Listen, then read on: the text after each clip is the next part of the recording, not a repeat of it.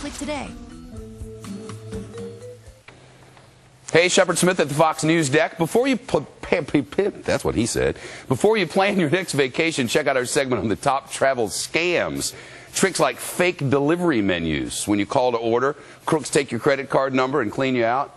Plus, what you need to know if you ever walk through Times Square. We'll show you the cons from New York, Orlando, cities around the world. What you need to know to keep your cash out of the hands of the criminals on your next vacation. Coming up, top of the hour on Shepard Smith Reporting. Thanks, Shep. Here's what America's clicking on today. You can't fly if you want to get high. They're now installing amnesty boxes at the Colorado Springs airport. Yep. Guess what?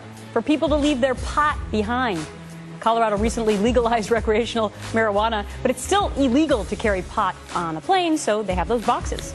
The oldest hippo in North America has passed away at Cleveland's Metro Park Zoo. Blackie was 59 years old, and the zoo says the hippo had to be euthanized due to advanced age-related ailments. Hippos usually live 30 to 40 years in the wild, but they can live longer in captivity. And Duck Dynasty has made a lot of headlines recently. Now the show will be returning to the airwaves with new episodes. The A&E series follows the adventures of the Robertson family, and we're supposed to see now new faces for the 5th season, including Willie and Corey's daughter, Rebecca. Stay tuned for that. Meantime,